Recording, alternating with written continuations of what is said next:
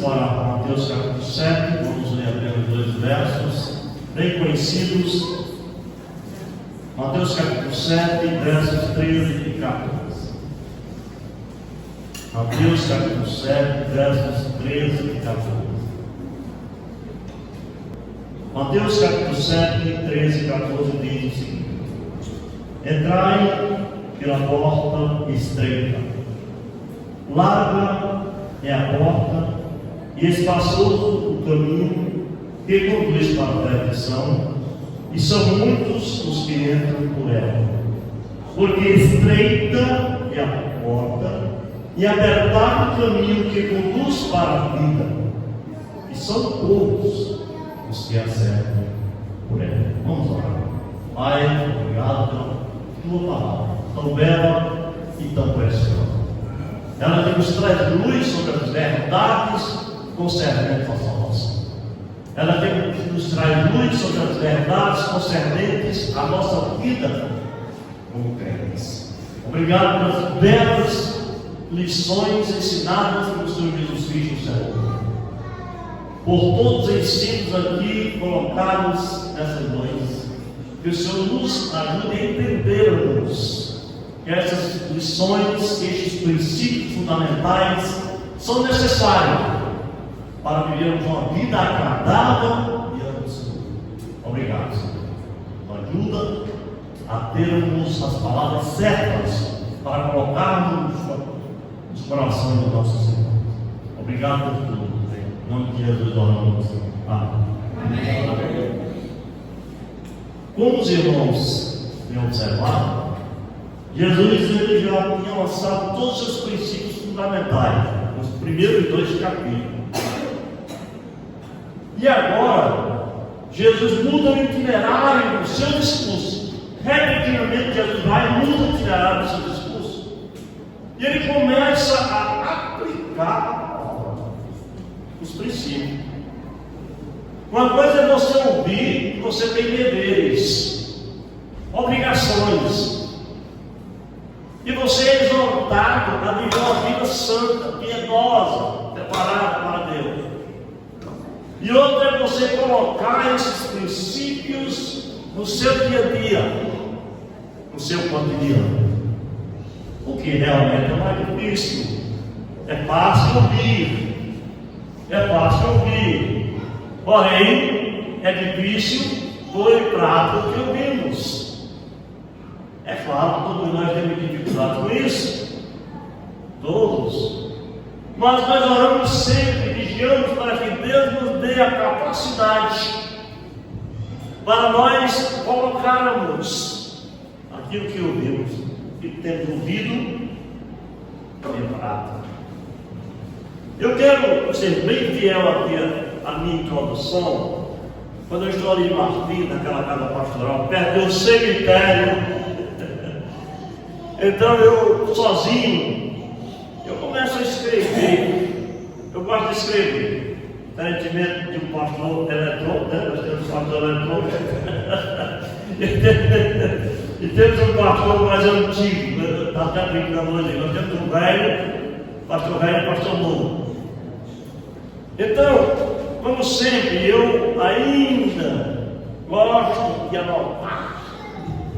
E são muitas agendas que eu tenho. Agora mesmo ganhei um das minhas queridas virtuais, um lindo presente. Também ganhei uma Bíblia linda também, do irmão Lucas, né? Ó. Muito bem, obrigado, irmão. Mas é interessante nós seguirmos essa introdução para nós entendermos a nossa real situação diante desse texto. Quando você lê esse texto, é óbvio que você naturalmente vai pensar numa mensagem evangelística. E é claro, os pregadores usam demais esse texto de mensagem evangelística. Mas, na verdade, Jesus queria muito mais. Ele queria falar muito mais desse texto. Então, eu comecei a escrever na minha introdução algo que eu achei muito interessante. Estamos no meio de em uma situação extremamente desafiadora em relação à defesa da nossa fé. Pense bem nisso, coloque bem isso na cabeça. Nunca foi tão necessário vigiar, orar, para que ataques vindos de todas as direções não nos atinjam. Por exemplo, as redes sociais, principal fonte de disseminação do ódio, da mentira, os instrumentos satânicos para escarnecer, vilipendiar, zombar dos ensinos sagrados da Escritura. Chegamos até o ponto de chamar a Bíblia de papel higiênico. Para você ter uma ideia. É por isso que nós, como crentes, sabedores desses perigos, dessas armadilhas satânicas, nós devemos ter todo cuidado para não seguir determinadas pessoas nas redes sociais. E se seguirmos, que tenhamos a capacidade, a maturidade para ouvi-los. Para ouvi-los. É interessante também entender que o mundo está cheio de falsos ensinadores. Depois nós vamos tratar mais diretamente disso. Cheio de falsos profetas, metendo ilusões mirabolantes na cabeça dos incautos, das pessoas mais fragilizadas. Grupos inteiros estão sendo arrastados por esses falsos ensinadores. Eu vi recentemente de uma igreja que chegou numa determinada cidade e tirou todo o grupo musical de uma outra igreja. O que significa dizer que isso é ridículo, extremamente ridículo, inadmissível. Na minha opinião, não estou sendo radical com isso não, porque quando eu uso a palavra de Deus, eu encontro nela a verdade, e a verdade ela precisa ser dita, doa em quem doer. Mas é incrível,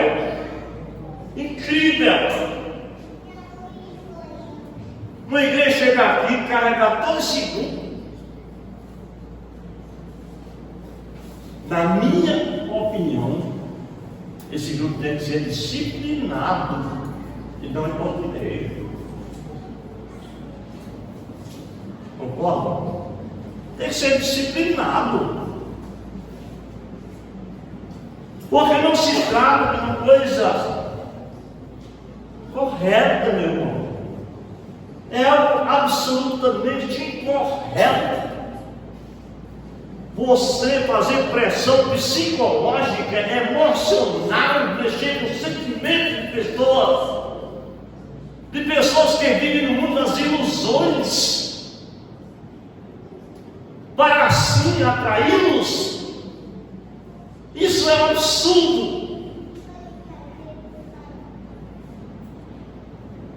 Chega ao ponto ridículo. Você tem que aguentar uma coisa dessa. Imagine a situação do pastor dessa igreja e da igreja como um todo.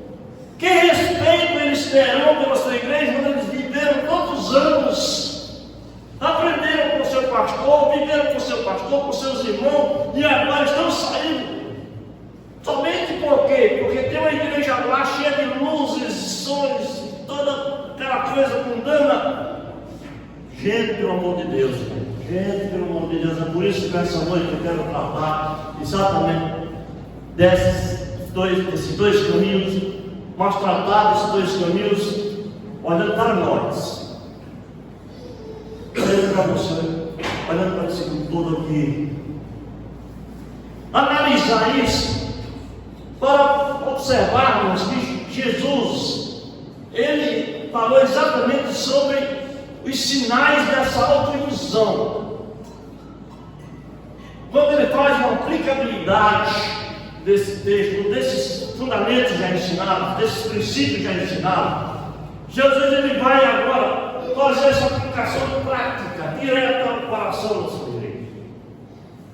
Aí Jesus ele vai falar exatamente da seguinte forma: entrai pela porta estreita, larga é a porta, e espaçoso o caminho que conduz para a perdição. Vamos primeiramente tratar da larga. Por que eu vou tratar da porta larga? Porque é aquela porta que comporta todo tipo de aberrações, de mazelas sociais, corrupção, crime, ciúme, inveja. O caminho largo tem espaço para uma vida medíocre. É aquela pessoa que quer dentro do caminho largo, quer viver uma vida fácil e evitar a vida difícil. É exatamente isso que acontece no caminho largo. Por isso a igreja hoje não está cheia de gente.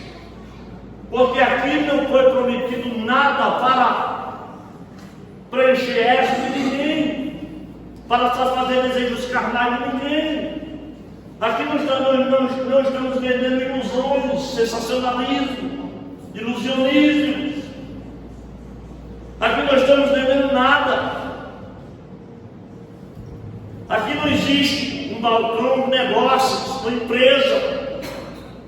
Mas aqui existe uma igreja bíblica, pronta para preservar os princípios da fé até o fim. Por isso, mas se nós trouxéssemos aqui para dentro aquilo que agrada o paladar da pessoa, como gosta de falar aquele grande pregador Hernandes, agradar os paladares, com certeza que estaria cheio. O caminho largo comporta todos aqueles que não querem ser confrontados, que não querem ser disciplinados. Eu não sei quando é que a igreja brasileira ela vai chegar a entender e ela vai ter que fazer uma reviravolta assim, muito grande, e ela vai ter que tratar de assuntos muito sérios,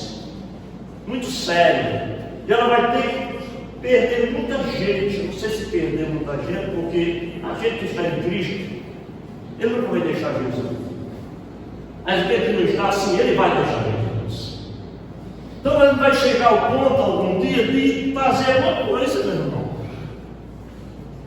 Porque já chega de pensarmos que a igreja é um lugar para qualquer coisa, para fazermos qualquer coisinha, e a gente deixa assuntos que precisam ser tratados, assuntos sérios, relacionados à nossa fé, à nossa vida de consagração, de renúncia, de abnegação, e passa a tratar de assuntos relacionados à autoajuda, a colocar a mão na cabecinha, a alisar a cabeça de todo mundo, porque senão ele vai ferir as pessoas, ele vai perder as pessoas. O caminho largo comporta todos aqueles que pretendem abraçar a libertinagem, a vida desregrada, sem freios. Esse é o caminho largo.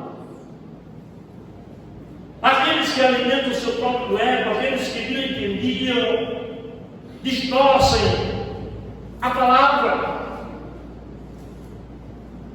são esses que estão no caminho largo. E se você não sabe, tem que saber agora. Eu também já procurei entender, antes de chegar nesse culto dessa igreja, e de orar. Eu cheguei a entender que Jesus ele estava sim, claro, ele estava direcionando essa palavra exatamente para os seus discípulos e dizendo: olha, eu já ensinei, viu? Já ensinei, eu já disse, você é salvo, você é luz, anjo, amo. Eu já disse, olha, eu já ensinei. Agora, vem cá, preste atenção, abra os ouvidos.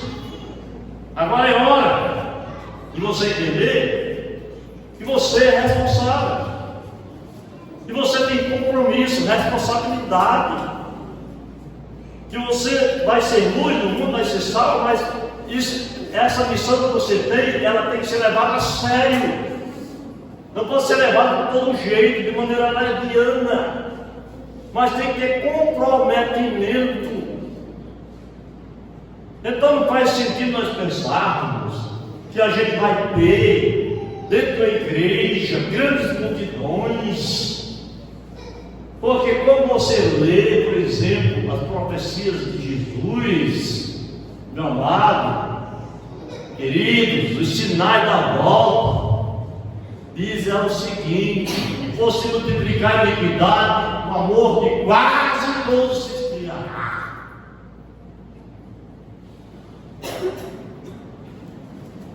Eu quero resumir essa primeira parte, dizendo o seguinte: a porta lá admite a passagem pelo mundo. Porque Jesus deixa claro, queridos, está muito claro, amados. Larga o caminho que conduz à perdição, e são muitos. Agora é claro que, para entender um texto como esse, de uma profundidade indescritível, você precisa não somente tocar no assunto dele, você poderia passar um mês aqui, semana a semana, porque aí entra não somente o aspecto moral, ético, mas entra também o aspecto religioso, sabia? Sabia disso? O aspecto religioso. Quantas vezes somos enganados por falsas ilusões de religiões falsas? Entra tudo aqui, entra tudo no contexto do caminho largo, entra tudo. É largo mesmo, tem coisa, meu amigo, tem coisa que você tratar daqui que você vai passar o ano inteiro. Mas eu não vou, obviamente, pensar nisso, né? E passar um ano aqui. Mas eu quero falar de um outro caminho, que é o caminho estreito. Agora, meu amado, por falar em estreito, quem é que gosta desse caminho estreito aqui? Tem alguém que gosta do caminho estreito? Quem que gosta do caminho de coisa estreita? Eu já ouvi até uma expressão muito popular do Nordeste: a coisa está estreita, né? Aliás, ele dizia assim: está estreitando. Está estreitando. E na verdade está mesmo. Está mesmo. Mas olhando aqui do ponto de vista do texto, e vendo um pouquinho o que está por trás do coração de Jesus, quando ele diz estreite a porta e apertado o caminho, ele está falando de algo muito sério. E você tem que prestar bem atenção nessa noite. Saia daqui com o coração cheio dessa palavra. Primeiro, o caminho estreito, para você entrar nele, normal, você tem que ter um preparo prévio, feito de maneira racional. Feito de maneira racional. Ou está pensando que é só chegar, como fez o cristão naquele peregrino, né? Na sua caminhada rumo à Terra Santa. Não! Tem que ter um preparo prévio, racional. Romanos 12, 1 e 2. E não vos conformeis com este século, mas transformai-vos pela renovação da vossa mente, para que experimenteis qual seja a boa, agradável e perfeita vontade de Deus. Entendam bem, queridos, não é difícil entender isso, é fácil demais. Entender que para que você entre por esse caminho, a palavra diz que é quem tomou conta da vida. Quem? Quem que disse que é o caminho? Eu sou o caminho, a verdade e a vida, ninguém vai ao Pai senão por mim.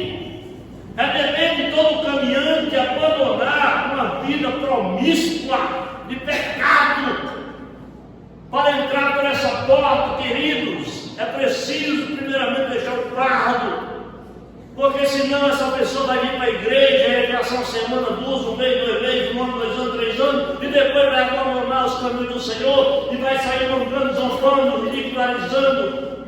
É isso. E aí me vem à mente, com muita propriedade, me vem à mente, desde que eu gosto muito, mencionar o Antônio aqui na Filadélfia. 2 Crônicas 7,14. Todo mundo conhece esse texto decorado. E meu povo que se chama pelo meu nome, se humilhar, orar, me buscar e se converter dos seus maus caminhos, então eu direi do céu, perdoarei os teus pecados e sararei a tua terra. É necessário abandonar a atitude de conivência em relação ao pecado. Isso aqui é coisa séria também. Fiz questão de colocar esse pontinho aqui, por quê? Porque essa atitude ela é muito difícil de ser praticada, sabia, querido? É difícil mais praticar uma coisa como essa. E não conivência. E não conivência com o pecado. Pastor, cuidado, viu? Olha, pastor, tenha cuidado, pastor. Do que você está falando, tenha cuidado, por quê? Porque você vai ferir o irmãozinho. Ora, queridos, deixa eu dizer uma coisa para você agora, bem sério, bem no seu coração, bem dentro do seu olho. Bem dentro do seu olho. No dia que você decidir que vai ouvir a palavra de Deus, e você vai aceitar a palavra de Deus, e você vai amar a palavra de Deus, e você vai colocar essa palavra de Deus no seu coração, e você vai sinceramente dizer assim: eu vou seguir essa palavra, eu vou seguir sim, passo a passo essa palavra. Você vai repreender seu próprio filho que está em pecado.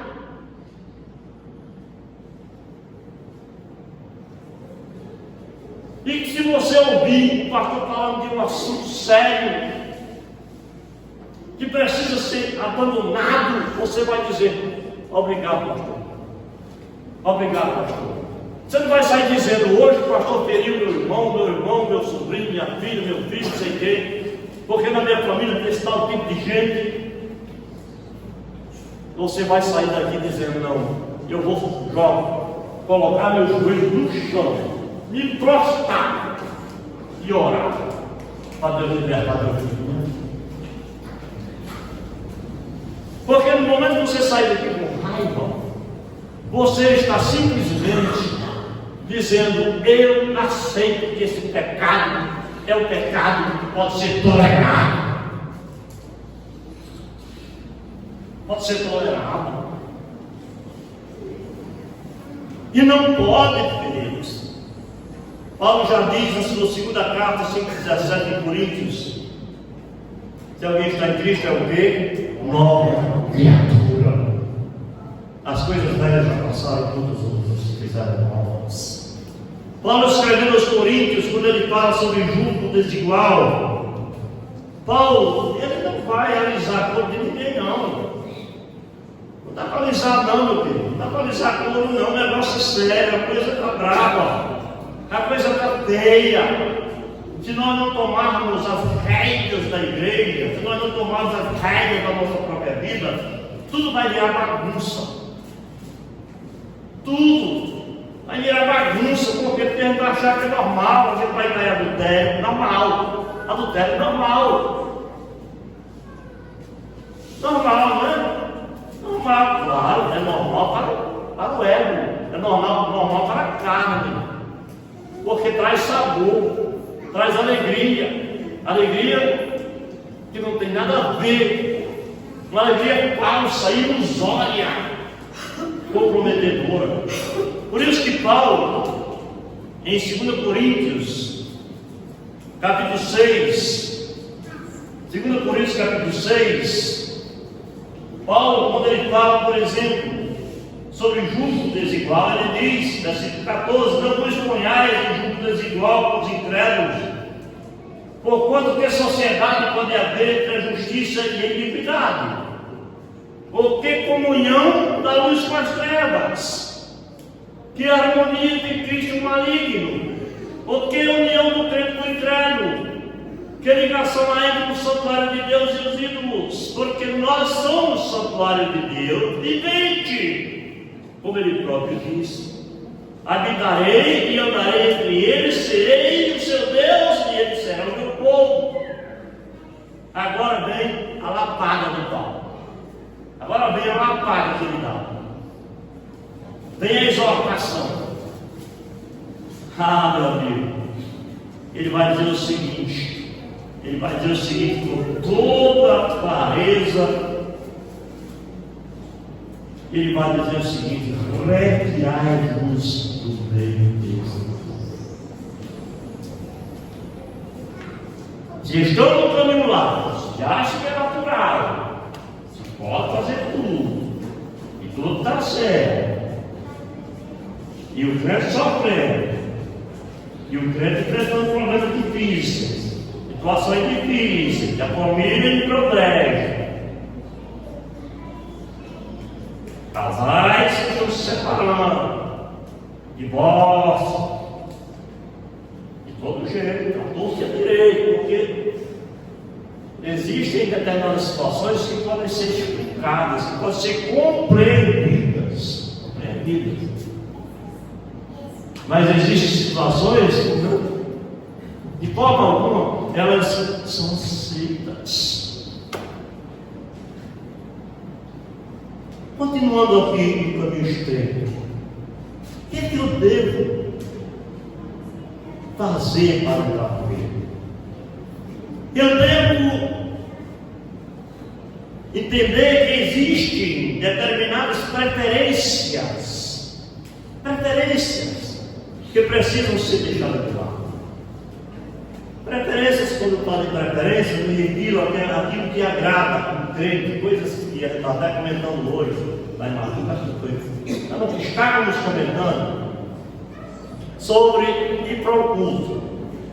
Tem gente deixando de ir para a igreja porque quer, desculpa, mas é verdade. Se quiser ficar com raiva, o problema é quem quiser.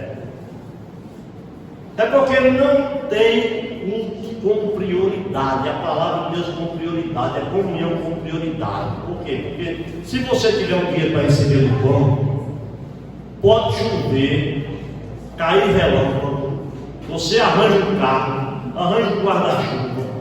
E aí eu me lembro do meu tempo de criança, tá?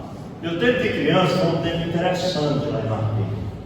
Eu vivi em uma época, uma década em Martins, que chovia, copiosamente. As chuvas eram chuvas, não como hoje. E quando começava o preparo, a tarde, o nascente, e as nuvens começavam a aparecer, os relâmpagos começavam a aparecer, e os trovões, não havia dúvida, ia chover. Hoje é diferente. Hoje até pode ir para a igreja, irmão. Pode vir, não vai ficar em casa porque tem relâmpago, não, porque não era como antigamente, não. E o Adel sabe disso, né, cara? Ele sabe disso. Chovia. Então o que era que acontecia? Meu pai, que não tinha transporte, que não tinha um guarda-chuva, ele nem ligava, papai nem ligava, ele nem olhava para você. Papai nem olhava. Ele nem olhava. Não tinha conversa fiada não, não tinha conversinha não. Ele já sabia que ia chover, então ele ia lá na mesa, pegava os plásticos das mesas, certo? Usávamos, tínhamos e íamos para a igreja. chovendo, torrencialmente, chuva caindo, e a gente pisando na água. Mas indo para a igreja, aí meu pai conseguiu formar 2 pastores comigo. Amém? Amém. Amém? Amém. É diferente. É diferente. A gente deixa de vir, deixa de seguir os caminhos do Senhor por causa de determinados empecilhos tão poucos, meu Deus do céu. E aí tem gente vindo para a igreja uma vez por mês, ou de 15 em 15 dias, e você pergunta, sempre tem uma desculpa. Sempre tem uma desculpa que não faz sentido. Agora, lógico que nós não estamos radicalizando nada aqui. Nós não estamos, pelo amor de Deus, sai daqui dizendo que o pastor William foi radical, domingo à noite, na pregação. Tem os irmãos, tem as irmãs enfermas, os irmãos viajam. Claro, meu irmão. Claro, meu irmão. Agora, não diga que é normal para um crente que falta o culto, que deixa de ir para a igreja um mês inteiro. Porque não é normal. Não é normal. Mas a gente tem que, na verdade, entender isso. E a gente tem que colocar o Senhor em primeiro lugar no nosso coração. Ele é primeiro, Ele está aqui no meu coração. Eu quero adorá-lo como Ele é, servi-lo como Ele é. Mas nós vamos terminar. Nós temos que ser pesquisados de Jesus, suportar as aflições, viver a vida cristã agradável ao Senhor, para amarmos esse caminho cristão. Agora, vamos para Mateus 10. Estávamos em Mateus, a gente volta para o primeiro evangelho do Novo Testamento. Fácil de encontrar, é rapidinho. Eu estou aqui aprendendo como usar essa nova Bíblia, mas eu chego lá. Mateus capítulo 10, temos um texto bem conhecido, precisa ser lido nessa noite, antes de encerrarmos essa palavra nessa noite. Mateus capítulo 10, 37 a 39. Vejamos o que a palavra vai falar nesse texto. Mateus 10, 37 a 39. Diz o seguinte: 37 a 39, Mateus 10. Quem ama seu pai ou sua mãe mais do que a mim, não é digno de mim. Quem ama seu filho ou sua filha mais do que a mim, não é digno de mim. E quem não toma a sua cruz e vem após mim, não é digno de mim. Quem acha a sua vida, perde-a. E quem todavia perde a vida por minha causa, acha. Pelo amor de Deus, não digo que você tem que abandonar papai e mamãe. Não era isso que Jesus queria ensinar, não. É uma ênfase, notoriedade, aquilo que é sério. Não sei quem pode já ouvir falar daqueles 2 homens que carregavam uma cruz. É uma história, uma ilustração. 2 homens levam uma cruz bem pesada. E um deles era corajoso, fervoroso, homem de oração, consagrado. E o outro, fraquinho, vivendo em pecado, uma fé vulnerável, uma fé frágil, aquela coisa toda. E eles iam seguir o caminho com aquelas 2 cruzes. De repente, o fraco disse: não, a minha cruz está muito pesada. Está muito pesada, eu vou tirar um pedacinho. E vai lá e corta um pedacinho. Não, pelo amor de Deus, não faça isso. Vamos seguir, vamos em frente. Não, está pesando, está pesada. Não aguento mais. Daqui a pouco, de novo. Fraco, vou tirar mais um pedacinho. E o outro: não tire, não, você vai precisar dessa cruz. Não vou precisar, não, eu vou tirar sim. tira mais um pedacinho. Quando mais algumas léguas, meu Deus do céu, não aguento mais. Eu vou tirar a água quase toda, vou deixar só um pouquinho, para ficar bem maneirinho, chegar lá bem leve. É assim que acontece com o terreno para mim.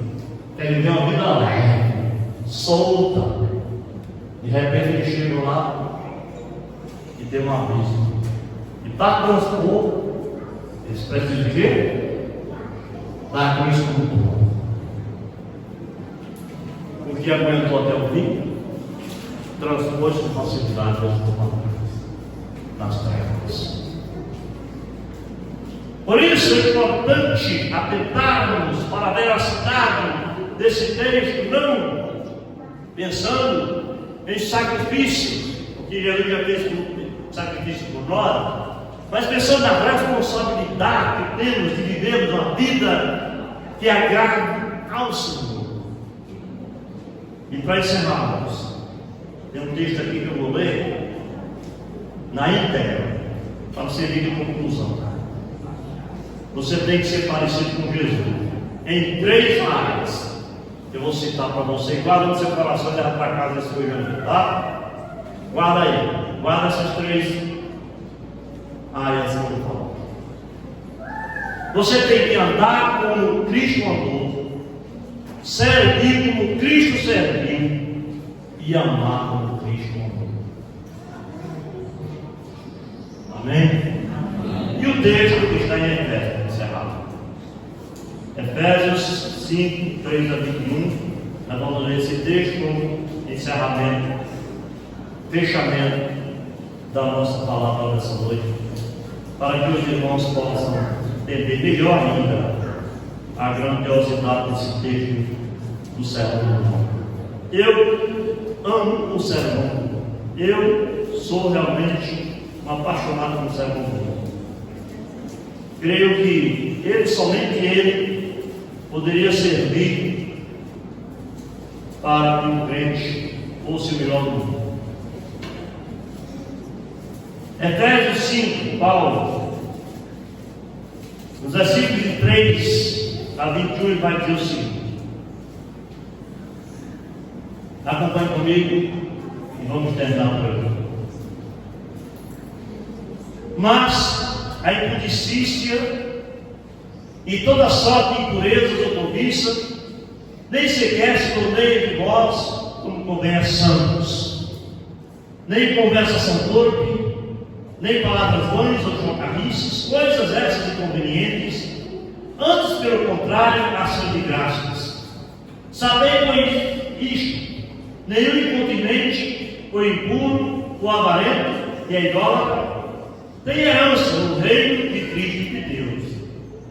Ninguém vos engane com palavras vãs, porque por estas coisas vem a ira de Deus sobre os filhos da desobediência. Portanto, não sejais participantes com eles, pois outrora eres trevas, porém agora sois luz do Senhor. Andai como filhos da luz, porque o fruto da luz consiste em toda bondade, justiça e verdade, provando sempre o que é agradável ao Senhor. E não sejais cúmplices nas obras infrutíferas das trevas, antes, porém, reprovai-as, porque o que eles fazem em oculto é só os. Preste atenção nisso, isso é sério. Porque o que eles fazem em oculto só revelia vergonha. Mas todas as coisas, quando reprovadas pela luz, se tornam manifestas, porque tudo que é manifesto não se manifesta à luz. Pelo que diz: desperta, ó tu que dormes, levanta-te entre os mortos e Cristo te ilumina. E com esse texto nós vamos encerrar aqui a nossa palavra. Deus possa tocar no nosso coração assim, e a gente possa sair daqui diferente com essa palavra do nosso coração. Amém. Amém.